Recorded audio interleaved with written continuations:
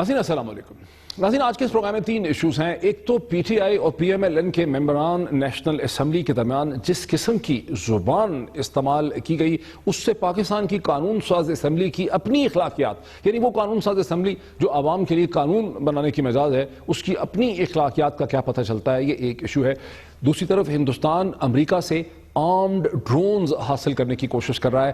खित्ते की strategic arms balance में और आर्म्स रेस जो है उस पर इसके क्या असरात मुरतब हो सकते हैं। और तीसरा इशू ये है कि पाकिस्तान पीपल्स पार्टी ने बिल आखिर 2-3 हफ्तों की रेजिस्टेंस के बाद मिलिट्री कोर्ट्स को तस्लीम कर लिया। तीनों ही इशूज पे आज के इस प्रोग्राम पे बात करेंगे, लेकिन सबसे पहले चलेंगे पाकिस्तान की सियासत के इस इशू की तरफ। मुझे ज्वाइन कर सकेंगे पाकिस्तान के मशहूर कॉलमनिस्ट, दुनिया न्यूज़ की टीम मेंबर जनाब अयाज अमीर साहब। अयाज अमीर साहब अस्सलाम वालेकुम। वालेकुम अस्सलाम। सूरत हाल आपके सामने। मैं सबसे पहले आपको जावेद लतीफ़ साहब ने जिस तरह से अपोलोजाइज किया है अपने कमेंट्स के हवाले से, वो टुकड़ा वो शॉर्ट में आपको सुनाता हूं। मैं ये कहता हूं कि 100% उसकी तरफ से हुआ भी हो तो हुआ क्योंकि मेरे साथ हुआ गलत। यहाँ खड़े हुए कल मेरे मुंह से कोई 2 लफ्ज़ ऐसे निकल गए जो मुनासिब नहीं थे, और उसको मैं दोहराना भी नहीं चाहता कि गुस्से में मेरे से भी कुछ ऐसा हो गया, मगर मैं उसकी डिटेल में इसलिए नहीं जाऊंगा कि वो सही था या गलत था। जो मेरे मुंह से निकल गया मैं उसकी तस्दीक में भी नहीं पढ़ना चाहता कि वो मैंने सच कहा था या झूठ कहा था, लेकिन मेरे मुंह से ऐसे लफ्ज़ नहीं निकलने चाहिए थे। जावेद लतीफ़ साहब ने जो अपॉलॉजी की वो किस हद तक काफ़ी है या नाकाफ़ी है, लेकिन ये समझना ज़रूरी है कि ये उस वक्त हुई जब पूरे पाकिस्तान के सामने वो वीडियो क्लिप आ गया था जिसमें जावेद लतीफ़ साहब के जुमले, उनकी ज़ुबान, उनका अंदाज़े बयान जो था वो पूरी कौम के सामने आ चुका था, मीडिया के सामने आ चुका था, जिसकी कॉन्डमनेशन ना सिर्फ शाह महमूद कुरैशी और इमरान खान की तरफ से मसलसल हो रही थी, बल्कि खुद पीएमएलएन में एहसन इकबाल साहब, द स्ट्रॉन्गेस्ट पॉसिबल वॉइस, जिनका ट्वीट स्क्रीन पे आप देख सकते हैं, हिना भट्ट साहिबा ने लाहौर से, उनका ट्वीट्स भी आप देख सकते हैं। लेकिन ख्वाजा साद रफीक साहब से जब सवाल पूछा एक रिपोर्टर ने कि पीएमएलएन की लीडरशिप जो है अपने जो मेंबरान हैं उनकी तरफ से खवातीन की बारे में जिस किस्म की जुबान इख्तियार की जाती है उसको रोकने के बारे में क्या करेगी, तो वो सवाल का जवाब देख लीजिए जो ख्वाजा साद रफीक साहब ने दिया। लेकिन आपकी क़यादत भी क्या ऐसे लोगों का नोटिस लेगी कि इस तरह खवातीन की तजलील जो किए जाती रहेगी? देखिए जी, टिक्का खान साहब ठहर जाए ना, बात का जवाब देने दें यार। गुजारिश ये है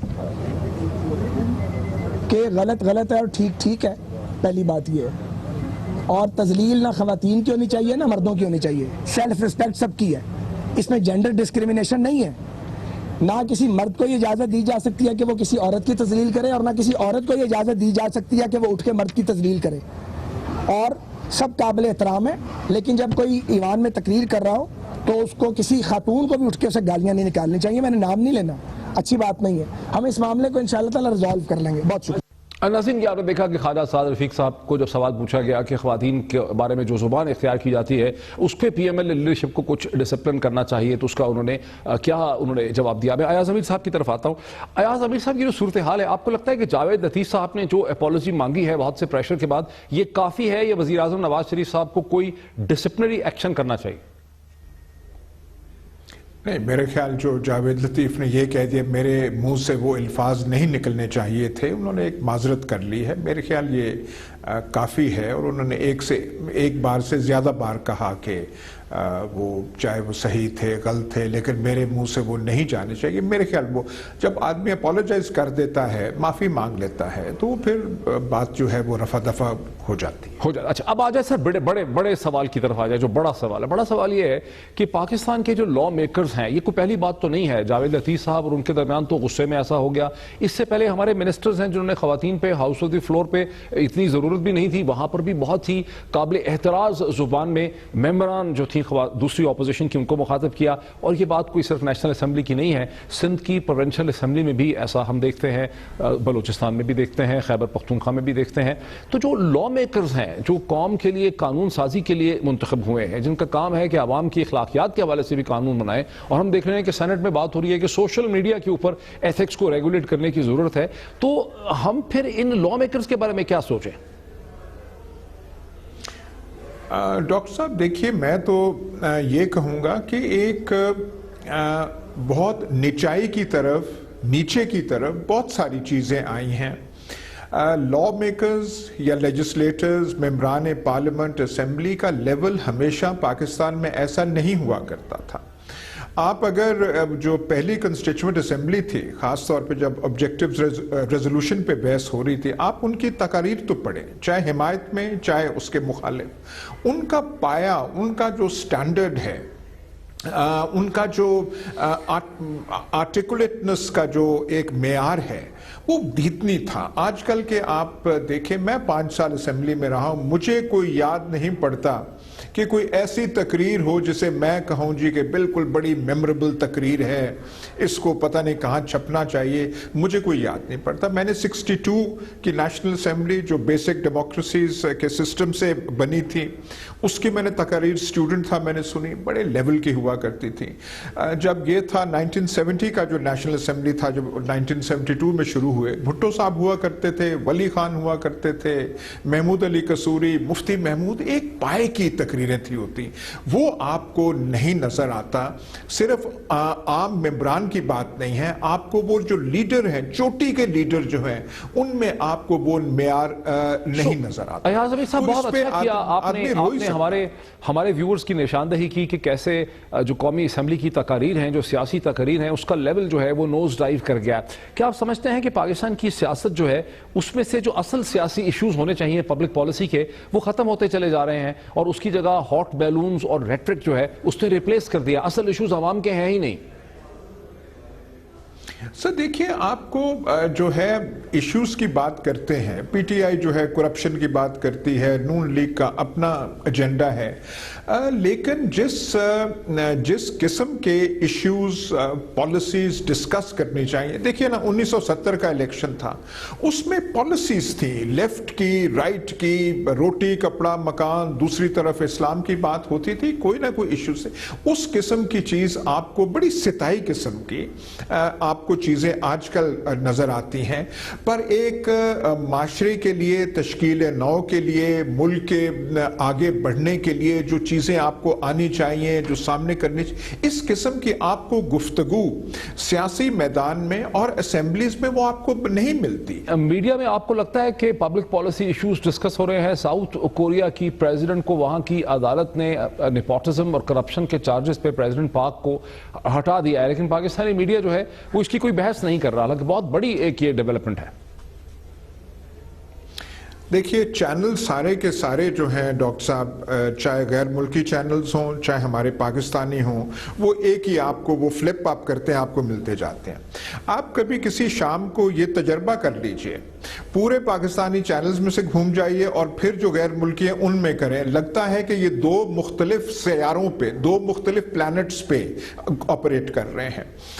دنیا میں بڑے بڑے، آپ نے وہ ساؤتھ کوریا کا حوالہ دیا ہے، بہت سارے بڑے ایشوز ہوتے ہیں، لیکن ہماری آپ جو یہاں گفتگو سنتے ہیں وہ تو ایسے لگتا ہے کہ بالکل ہماری دھیان ہی اور ہے، ہم کسی اور جگہ بیٹھ کے وہ چیز کر رہے ہیں جو ایک قوم کی ہونی چاہیے، جو رہنمائی ہونی چاہیے، جو ایجوکیشن ہونی چاہیے، جو میڈیا کا ایک فرض ہے.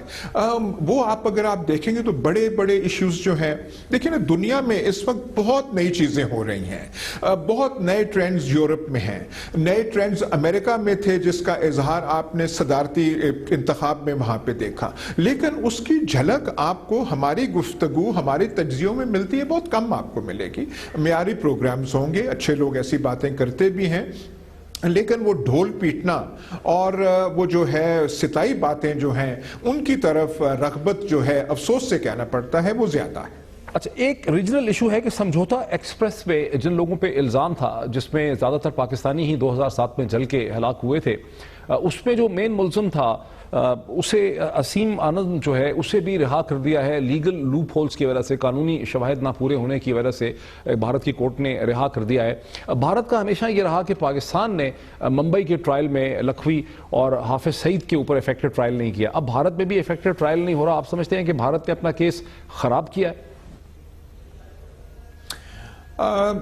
دیکھیے، یہ دونوں طرف ایسا ہی ہے.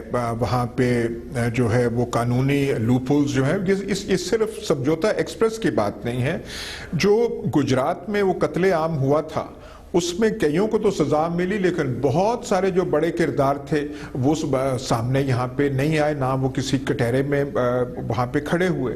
اب یہ تو ہم سینسٹیو ان مسائل پہ زیادہ ہیں کہ سمجھوتا ایکسپریس اس میں وہ اتنے لوگ مارے گئے مسلمان تھے، یہ تو ہم اس کے بارے میں زیادہ سینسٹیو ہیں، پر یہاں بھی ہمارے ہاں بھی بڑی بڑی چیزیں ہوتی ہیں اس کا پتہ ہی نہیں چلتا۔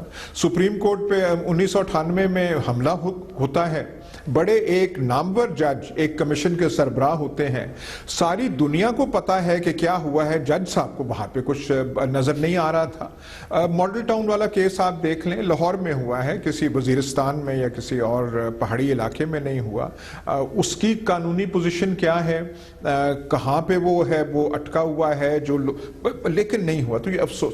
لیکن جب ہم ہندوستان اور پاکستان کا کرتے ہیں پھر یہ ایک بڑے پیمانے پہ چیز آ جاتی ہے، پھر قانون جو ہے وہ اپنی آنکھیں بھی بند کر لیتا ہے، پھر اس میں لوپ ہول جو اتنے بڑے ہوتے ہیں کہ اس میں ایسی چیزیں پھر رونما ہو جاتی ہیں۔ ایک ہی قسم کے مسئلے ہمیں نظر آتے ہیں۔ ایاز امیر صاحب ہم سے بات کر رہے تھے، بہت شکریہ۔ ناظرین، آخر میں آپ کو برطانیہ کے مشہور politician prime minister Margaret Thatcher کے کوٹ سے بات ختم کرتا ہوں، جسے آپ سکرین پہ دیکھ سکتے ہیں۔ If they attack you personally, it means they have not a single political argument left۔ Pakistani سیاست کا المیہ یہ ہے کہ یہاں پر پولیٹیکل ایشوز نہیں ہیں، اسی لیے ذاتی ایشوز پہ یہاں پہ بات ہوتی ہے۔ ایک بریک لیتے ہیں اور بریک کے بعد دیکھتے ہیں کہ ہندوستان جو عام ڈرونز خریدنے کی کوشش کر رہا ہے امریکہ سے، اس کا اسٹریٹجک بیلنس پہ کیا امپلیکیشنز ہو سکتی ہیں آفٹر دا بریک۔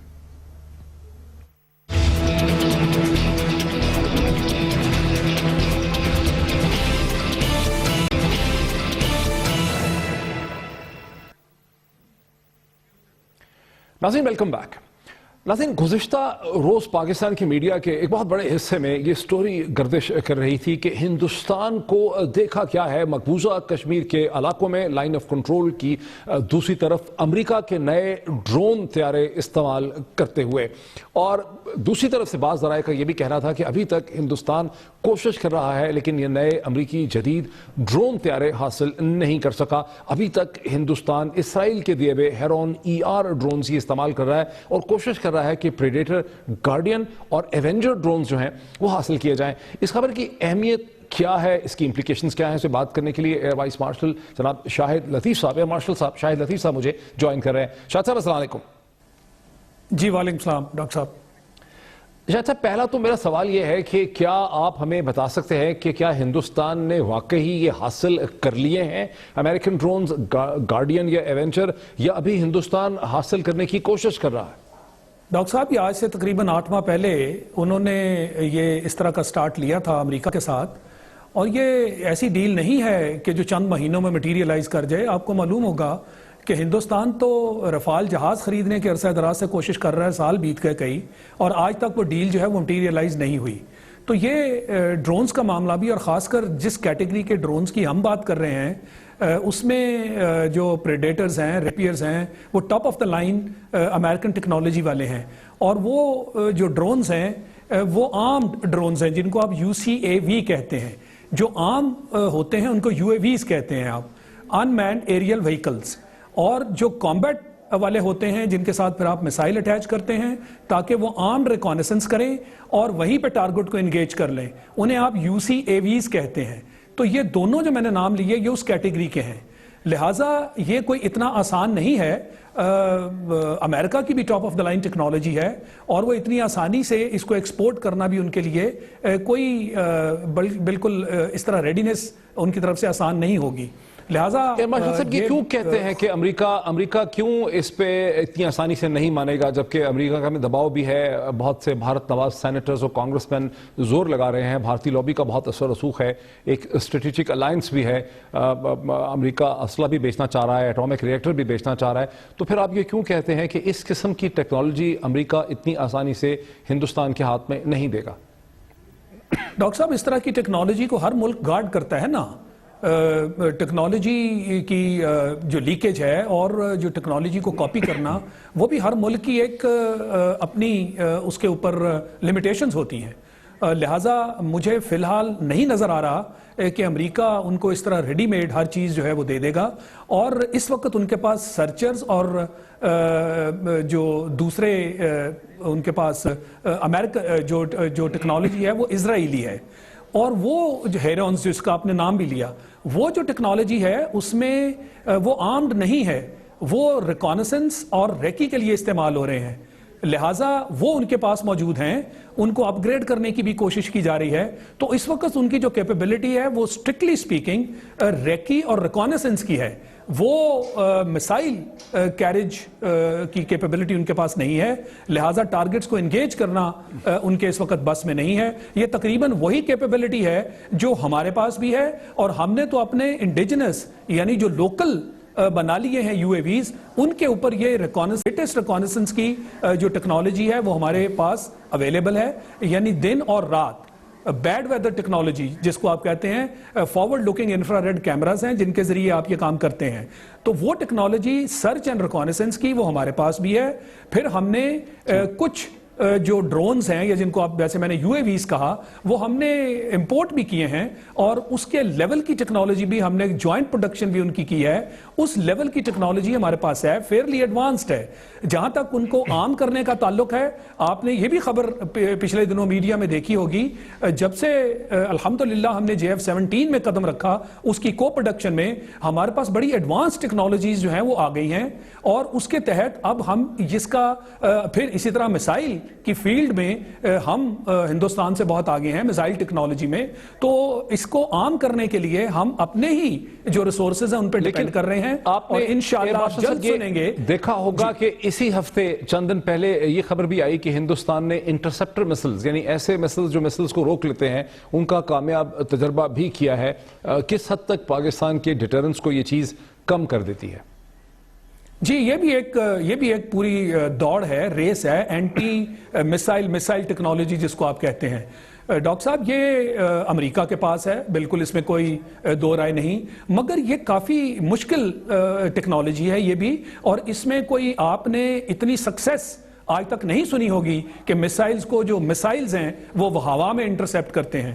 یہ بہت مشکل ہے, کیونکہ بذات خود میسائل ایک چھوٹا سا پلیٹ فارم ہے, اس کو ڈیٹیکٹ کرنا, اس کو انٹرسیپٹ کرنا ہوا میں, یہ کوئی اتنی آسان چیز نہیں ہے. بہرحال ہندوستان اس میں اگر اس نے ایک انیشیٹو لیا ہے, سٹارٹ لیا ہے, لازمی چیز ہے وہ امریکہ کی مدد سے, اسرائیل کی مدد سے یہ ٹیکنالوجی جو ہے اس میں آگے جانے کی کوشش کرے گا. مگر یہ بھی بہت دور کی بات ہے, لہٰذا وہ کوئی اتنی بڑی تھریٹ مجھے فی الحال نظر نہیں آتی. یہ بالکل جو ڈرونز ہیں یہ ایک تھریٹ ہے, خاص کر عام ڈرونز جن کو میں نے UCAVs کہا, وہ بالکل ایک تھریٹ ہے. اس میں بہت بڑی کیپیبلٹی جو ہے, اگر انڈیا کے پاس یہ خاص کر عام ڈرونز والی آتی ہے تو واقعی وہ بہت بڑی کیپیبلٹی ہوگی. اور مجھے لگتا ہے اور طرف آپ کی توجہ دلانا چاہتا ہوں میرے ویورز کے لیے, میں چاہتا ہوں میرے ویورز کو یہ چیز سمجھ آ سکے. بہت سے Pakistani army officers, retired generals television programs میں آتے ہیں, سیاستدان ہیں, ہمارے ڈیفنس منسٹر نے بھی اس طرح کی اسٹیٹمنٹ تھی حال ہی میں, اور پھر اس کے بعد ہمارے جو بہت سے ڈپلومیٹس ہیں وہ بھی جب آتے ہیں مختلف جگہوں پہ, وہ کہتے ہیں کہ پاکستان کو ہندوستان کی پرواہ نہیں کرنی چاہیے, ہمیں ہندوستان کے ڈیفنس بجٹ یا ان کی چیزوں کے بارے میں سوچنے کی کیا ضرورت ہے, چونکہ ہم نیوکلیئر کنٹری ہیں. میرے ویورز کو یہ بات سمجھائیں کہ کیا نیوکلیئر بن جانا 1998 میں پاکستان کا از از دی اینڈ آف ہسٹری, یا ٹیکنالوجی کے اپ گریڈ جب تک نہ ہو اس وقت تک محض نیوکلیئر ہونا جو ہے اس کی اہمیت کم سے کم ہوتی چلی جاتی ہے؟ کیا ہے آخر, کیا وجہ ہے کہ ڈرون ٹیکنالوجی پہ بھی ہم پریشان ہیں, ہمارے بہت سے ایکسپرٹس؟ ڈاکٹر صاحب بات یہ ہے کہ یہ سمجھنے کی بات ہے, جو نیوکلیئر ٹیکنالوجی ہوتی ہے نا, اس کا یہ مطلب نہیں ہے کہ آپ کی کنونشنل یعنی روایتی ہتھیار جو ہیں ان کو خیر بات کہہ دیں, ان کو خدا حافظ کہہ دیں, ایسا نہیں ہے. دیکھیں یہ بلکہ یہ انڈائریکٹلی اس کا انڈائریکٹ کنسرن ہے, ان دی سینس کہ جب آپ روایتی ہتھیار اپنے مضبوط کریں گے, اپنا ڈیفنس, اپنی پوزیشن, تو یہ جو آپ کی نیوکلیئر تھریش ہولڈ ہے اس کو ہائی کر دے گا. اگر آپ روایتی ہتھیاروں میں پیچھے ہیں تو پھر تو بڑی جلدی نیوکلیئر تھریش ہولڈ آ جائے گا. یعنی آپ کو اگر ہرانا دشمن کے لیے آسان ہے تو جو ہی آپ اس پوائنٹ پہ پہنچیں گے, اگر آپ روایتی ہتھیاروں میں پیچھے ہیں, آپ کا ڈیفنس ویک ہے, تو بڑی جلدی آپ اس تھریش ہولڈ پہ پہنچ جائیں گے.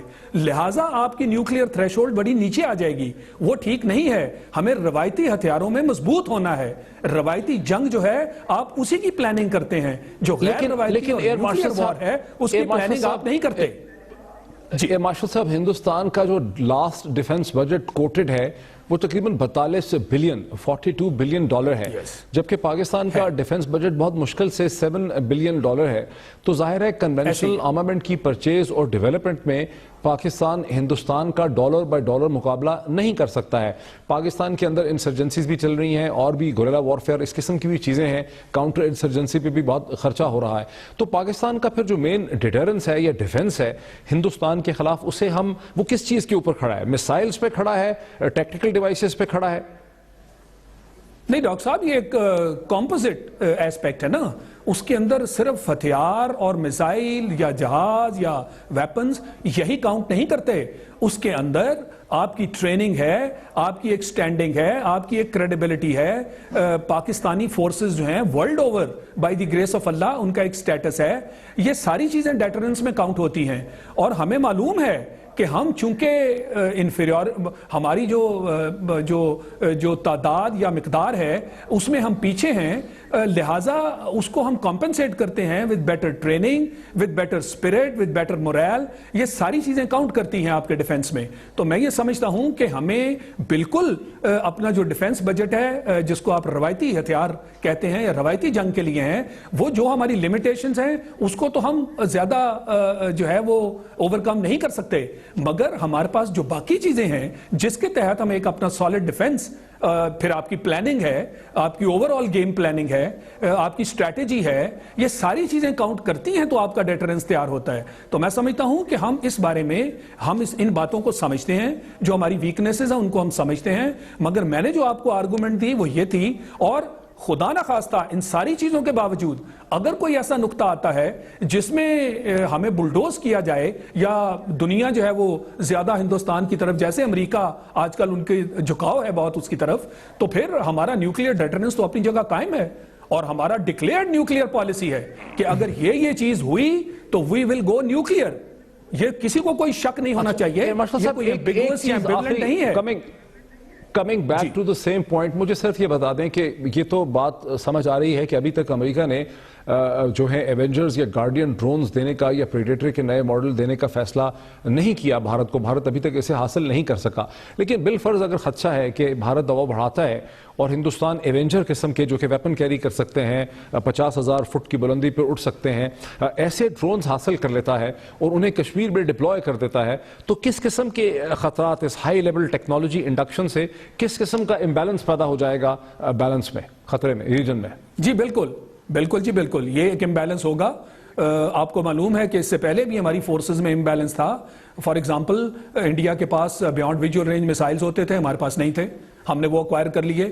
انڈیا کے پاس ایویکس تھا, ہمارے پاس نہیں تھا, انڈیا کو بہت ایج تھی, ہم نے وہ بھی لے لیے. انڈیا کے پاس year to year refuelling capability تھی, ہمارے پاس نہیں تھی, ہم نے وہ بھی پوری کر لی. تو یہ جو گیپس ہوتے ہیں ان کو برج کرنا ضروری ہوتا ہے روایتی میدان میں, جیسے میں بات کر رہا ہوں. تو میں سمجھتا ہوں کہ ہم نے اپنے ہی میسائل کی جو تیاری شروع کر رکھی ہے, انشاءاللہ جو ہمارے پاس یو اے ویز ہیں ان کو جلد ہم یو سی اے ویز بنانے میں کامیاب ہو جائیں گے. اور اگر ایسا ہوگا تو پھر انڈیا اگر ایکوائر کرتا ہے یو سی اے وی امریکہ سے, ان کی اپنی کیپیبلٹی نہیں ہے, ہم اس معاملے میں ان سے آگے ہیں. جیسے میں نے کہا کہ نیوکلیئر ٹیکنالوجی میں ہم ان سے آگے ہیں, میسائل ٹیکنالوجی میں ہم ان سے آگے ہیں. JF-17 جب سے ہم نے بنایا, اس کی کو پروڈکشن شروع کی, ہمارے اپنے انجینئرز اور ہمارا جو سیٹ اپ ہے اس کے اندر ہم نے بہت ساری ٹیکنالوجیکل ایڈوانسمنٹ حاصل کر لی اور ہم آگے نکل گئے. ان ساری چیزوں کو بروئے کار لاتے ہوئے میں یہ سمجھتا ہوں کہ ہماری انڈیجنس کیپیبلٹی انشاءاللہ جلد ہمیں اس قابل کر دے گی کہ ہمارے پاس بھی یو سی اے وی ہوگا, آرمڈ یو اے ویز ہوں گے, اور وہ ہماری اپنی ٹیکنالوجی ہوگی. تو انشاءاللہ ہم اس معاملے میں بھی جو امبیلنس اگر کریٹ ہوتا ہے اس کو میچ کریں گے. بہت بہت شکریہ ایئر مارشل شاہد لطیف, ہمیں ایکسپلین کر رہے تھے کہ ابھی تک تو ہندوستان حاصل نہیں کر سکا پریڈیٹر یا ایونجر ڈرونز کو, لیکن خطرہ ہے کہ اگر انہوں نے امریکہ میں دباؤ ڈھال کے لابنگ کے ذریعے ایسے جو ڈرونز ہیں, جو ایریل ڈرونز ہیں, ویپنائز ڈرونز ہیں, حاصل کر لیے, تو پھر خطے میں ساؤتھ ایشیا میں اسلحے کی ایک نئی دھوڑ جو ہے, بہت ہی مہنگی دھوڑ شروع ہو سکتی ہے. ایک بریک لیتے ہیں اور بریک کے بعد ایک اور ایشو کے ساتھ حاضر ہوتے ہیں آفٹر.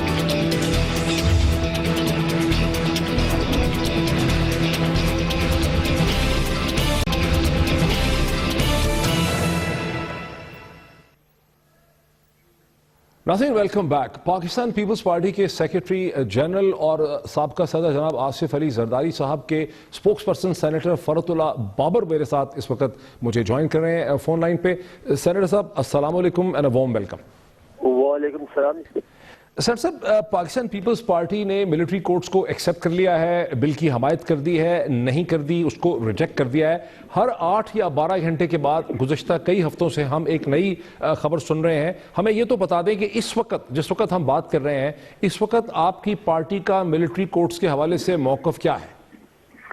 इस वक्त जो हमारी पार्टी की पोजीशन है मिलिट्री कोर्ट्स पर वही है जो शुरू से है, और वो ये है कि Pakistan peoples party military courts की मुखालिफत करती है। हम समझते हैं कि मिलिट्री कोर्ट्स किसी भी जमहूरी माशरे में कोई ठीक अच्छी चीज़ नहीं है, लेकिन हमने ये भी कहा है कि चूंकि तमाम सियासी जमातें अगर ये चाहती हैं कि मुल्क के मौजूदा सूरत हाल के पेश नज़र नागुज़ीर है कि फ़ौजी अदालतें हों, तो फिर हम दो चीज़ें फ़ौजी अदालतों के बनाते हुए सामने रखना चाहते हैं। एक तो ये है कि इन फौजी अदालतों में इनका तरीक़ेकार ऐसा हो और कोई ऐसे तहफ़्फ़ुज़ात हों कि जिसके तहत जो एक्यूज़ है, जो मुल्ज़िम है, उसको फेयर मुनसिफाना ट्रायल का मौका मिल सके, और मुनसिफाना ट्रायल के साथ ये भी हो कि उसे राइट ऑफ अपील हो, फेयर ट्रायल हो।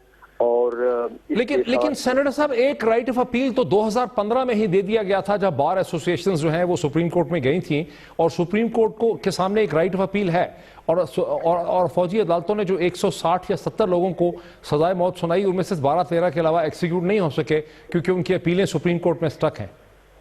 देखिए ये जो 274 कुल मुजरिम थे, मुल्जिम थे, जिनके बारे में फैसले हुए फौजी अदालतों ने, उसमें 161 को फांसी की सजा हुई, 12 पर अमल दरामद हुआ।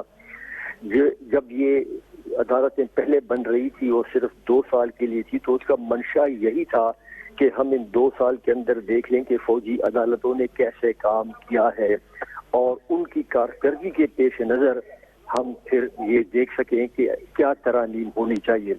हम समझते हैं कि गुज़श्ता 2 सालों के दौरान जो तजर्बा है वो ये है कि इन मुल्जिमों और मुजरिमों को फेयर ट्रायल, और फेयर ट्रायल में इस बात का हक कि कोई मुल्जिम जो वकील रखना चाहे वो वकील रख सके, मुल्जिम जो है उसको जैसे ही वो गिरफ्तार हो जाए उसको 24 घंटे के अंदर मुताल्लिका अदालत में पेश किया जाए, मुल्जिम को तहरीरी तौर पर। लेकिन सर साहब, ये तो सामने आ चुकी हैं। आपका एग्रीमेंट हुआ क्या है हुकूमत के साथ? वहां पे आपने क्या एग्री किया है? कोई एग्रीमेंट नहीं हुआ। जब हमने ये 9 मुतालिबात रखे, उस सबसे पहले तो इसहाक डार साहब ने ये कहा, और दुरुस्त कहा, उन्होंने कहा कि हम पीपल्स पार्टी के इन नकात को सारी सियासी जमातों के सामने रखेंगे और इस पर बातचीत कर सकते हैं।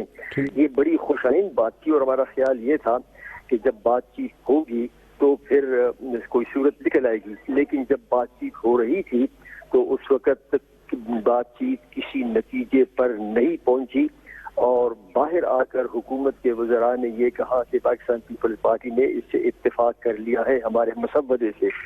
हालांकि ऐसी कोई बात नहीं थी उस वक्त तक भी नहीं। लेकिन और कल रात तक तो ये तासुर था कि जो बिल सामने आएगा उस बिल को आप सपोर्ट करेंगे। आज सामने आ रहा है कि आपने उसको रद्द कर दिया है। ये जो तासर किसने दिया था? ये तासर तो उस वक्त आप कहें, ये हेडलाइन थी पाकिस्तान के तमाम टेलीविजन चैनल्स की। देखे तो ये हेडलाइन जो थी ये बेस्ड थी इसहाक डार साहब के बयान पर, ये बेस्ड थी हुकूमत के इसहाक डार साहब झूठ तो नहीं बोल सकते, वो तो डिप्टी प्राइम मिनिस्टर है इस मुल्क के। मैं यही कहता कि वो झूठ बोल रहे हैं। हो सकता है कि उन्हें गलतफहमी हो, या हो सकता है कि उन्होंने एक्साइटमेंट में ऐसी बात की हो। पाकिस्तान पीपल्स पार्टी ने कोई उनसे एग्रीमेंट नहीं हो सका था, और ये जैसे ही ये बात बाहर आई कि इसहाक डार साहब ने ये कहा है, तो हमने फौरन उसकी तरजीह जारी की और हमने कहा कि ऐसी कोई बात नहीं हुई।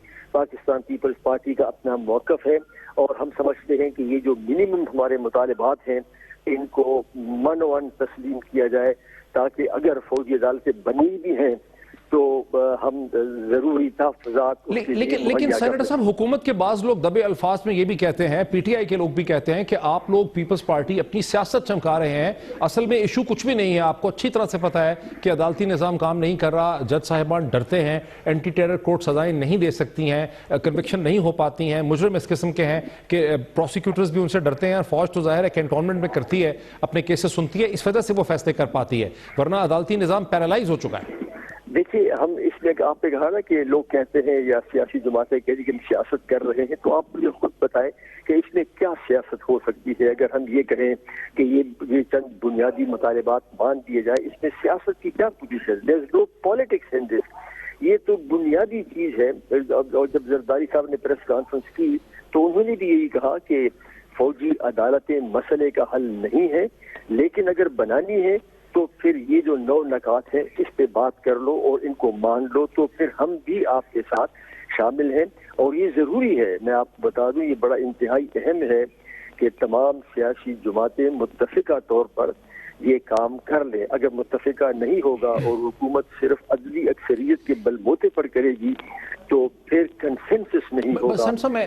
میں یہ نہیں کہہ رہا کہ سیاست نہیں ہونی چاہیے. دیکھیں, یہ تو بڑی ویلکم بات ہے, خوش آمدید بات ہے کہ آپ سیاست ایشوز کی کر رہے ہیں. یہاں تو لوگ گالی گلوچ کی سیاست کر رہے ہیں, نان ایشوز کی کر رہے ہیں. تو آپ اگر ایشوز کی سیاست کر رہے ہیں بہت اچھا ہے, لیکن یہ ہے الزام, یہ ہے مطلب جو تاثر ہے وہ یہ ہے کہ پیپلز پارٹی کو چونکہ اور کوئی ایونیو مل نہیں رہا, تو اس ایک ایشو کے ذریعے چیزوں کو لٹکا کے آپ لوگ اپنی ایک پولیٹیکل جو ہے پروفائل بلڈ اپ کر رہے ہیں, لیکن اصل میں کوئی جینون کاز آپ کے پاس ایسا نہیں ہے جس کو لاجکلی ڈیفینڈ کیا جا سکے. یہ پاکستان پیپلز پارٹی کا جو پولیٹیکل پروفائل ہے وہ سارے پاکستان میں اپنی جگہ پر مسلمہ ہے. انتخابات کے نتائج اور یہ تمام چیزیں پاکستان پیپلز پارٹی کے لوگوں کے سامنے ہیں. ہمیں اپنے کریڈینشل کو دوبارہ یا سے بارہ یا ایک بار پھر اسٹیبلش کرنے کے لیے کسی پولیٹیکل گمکری کی ضرورت نہیں ہے. ہم تو یہ کہتے ہیں کہ آئیے ہم سے بات کریں, کیا ان 9 مطالبات میں ہمیں کوئی یہ بتائے کہ ان کو اس بات پر, کسی کو اس بات پر کیا اعتراض ہو سکتا ہے کہ فوجی عدالت جب کوئی شخص پکڑا جائے اسے فی الفور 24 گھنٹے کے اندر عدالت کے سامنے پیش کیا جائے. اس بات پہ کسی کو کیا اعتراض ہو سکتا ہے کہ ملزم کو اپنی مرضی کا وکیل رکھنے کی اجازت ہو. اس بات پر کسی کو کیا اعتراض ہو سکتا ہے کہ آرٹیکل 199 کے تحت ملٹری کورٹ کے فیصلے کے خلاف وہ ہائی کورٹ جا سکے. دنیا کا کون سا ایسا ملک ہوگا جہاں پہ کسی ایک عدالت کے فیصلے کے خلاف اپیل کا حق نہ ہو؟ یہ کیسے ممکن ہے کہ عدالت میں لیکن سینیٹر صاحب 2015 سے رائٹ آف اپیل تو سپریم کورٹ میں دیا گیا ہے, اور جن لوگوں کو سزا ہوئی ہے, سزا سنائی گئی ہے, ان کے کیسز اپیل میں ہیں, اسی وجہ سے تو ان کو سزائیں ہو نہیں سکیں, امپلیمنٹ نہیں ہو سکیں. یہاں آپ کو ایک وضاحت کر دوں, 2015 میں جب یہ قانون بنا تھا right of appeal supreme court میں نہیں تھا. میں ایک بار پھر کہتا ہوں کہ right of appeal supreme court میں قانون اور آئین کے تحت نہیں تھا.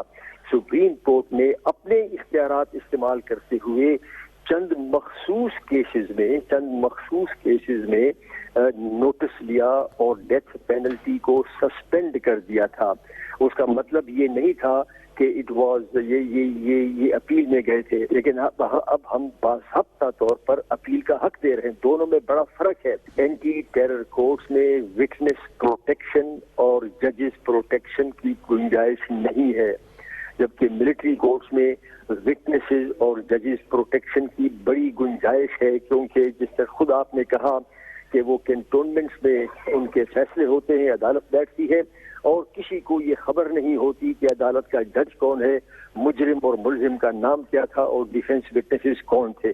تو ججز and witnesses protection military courts میں ان کے قانون کے مطابق مہیا ہیں, جبکہ ٹیرر کورٹس میں یہ ایسا نہیں ہے. سینیٹر فرحت اللہ بابر صاحب بہت شکریہ. پریزیڈنٹ سابقہ پریزیڈنٹ آصف علی زرداری صاحب کے اسپوکس پرسن, پاکستان پیپلز پارٹی کے سیکرٹری جنرل جناب سینیٹر فرحت اللہ بابر ہمیں ایکسپلین کر رہے تھے. یہ بات بڑی واضح ہے کہ حکومت کی طرف سے جو دعویٰ کیا گیا کہ Pakistan Peoples Party is on board on the issue of military courts, یہ بات صحیح نہیں ہے. ناظرین آج اتنا ہی, کل پھر آپ سے ملاقات ہوتی ہے. بہت شکریہ.